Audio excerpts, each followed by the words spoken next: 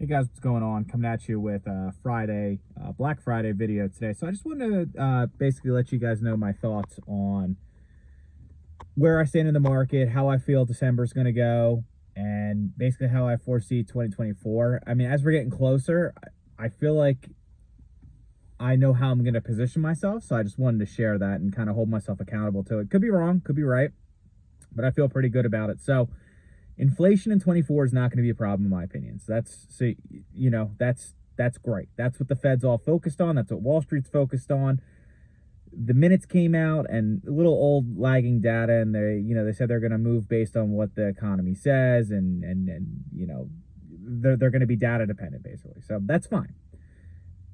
Where I think they're going to go, and basically on face value, if you're reading that stuff, you're going to be very hesitant to enter the market, or if you're half in, half out, or whatever.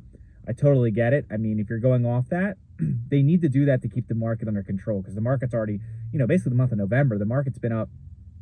The S&P's up ridiculous. The Nasdaq's up ridiculous.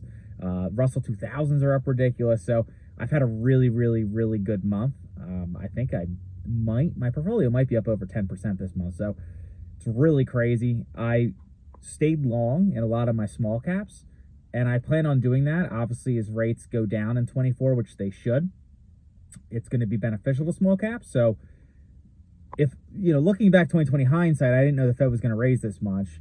And if I did, I probably would have exited my positions and took a little bit of a loss, like, a 10, 15% loss on some of those positions rather than taking like a 40 to 60. However, I'm a long-term investor, so it's really not that big of a deal. I do like the companies long-term. I'm, at this point, definitely holding it out and not really too concerned about it. So I have more income than expenses every month, and that's kind of the trick to long-term investing.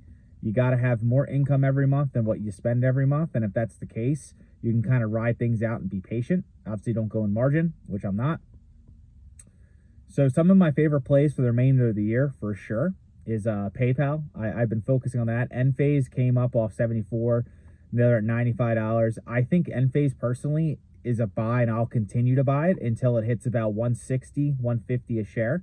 So we're still, what is that, 50% off to even get to that point if you buy now. So that's what I'm going to focus on basically the remainder of the year, because once rates start dropping, that's great for a high ticket item for people and investing in their house with the credits. Obviously Bidenomics has a huge, it's like $1 trillion package to solar, dating out to like 2030 or 2032. So it's years.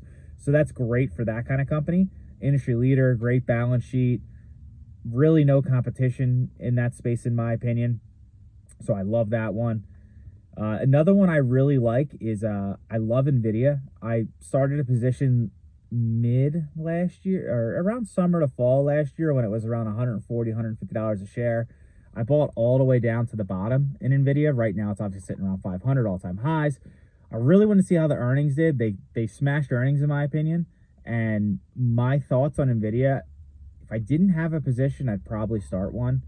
Being the fact I already have one, it's not fully built out, but it's, my cost base is 150, 140. So my situation might be a little different than someone looking to enter it. If there's any weakness in December on NVIDIA, like let's just say it goes down to 420, 400, maybe even 450, I'll probably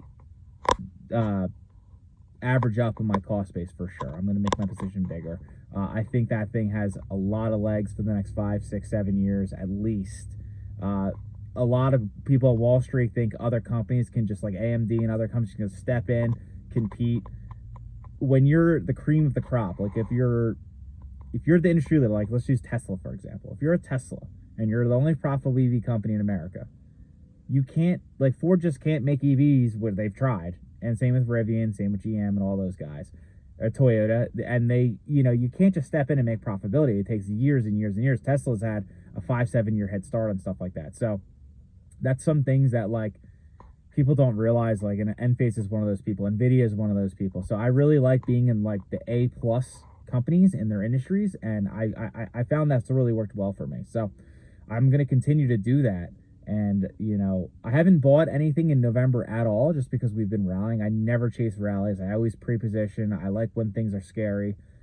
Consumer sentiment though is very low right now, so That's good. So when consumer sentiment's very low, that means most people aren't very confident. They don't want to be in the market. They're unsure. They want to be in the high yield savings accounts and the CDs and all the guaranteed 5% money right now.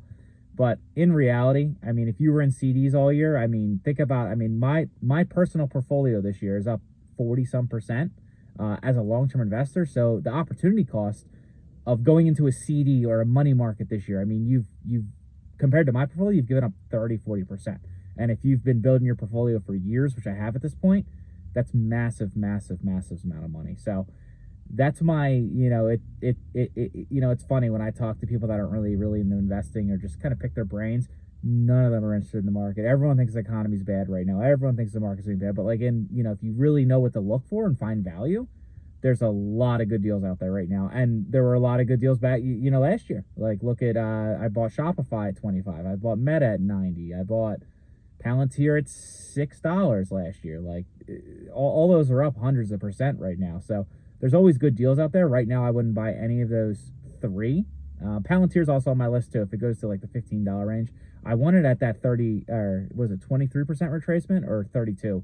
Whatever it is, whatever Fibonacci retracement, it's at the $15 one. That's, I want that. I think it's 23%. But that's kind of my thoughts on the market. I think next year is going to be very good. Obviously, we have an election next year, and people are going to bring that up. People are going to want to wait, and what people don't understand is like it doesn't matter who's the president. It really doesn't. I mean, it makes some people feel better depending on what side wins, but at the end of the day, there's no reason to sit on the market for that. So that's all I got. I'm trying to get to 1,000 subs by the end of the year. I've been slacking on my videos, but I mean, in summary, I'm super bullish on 24.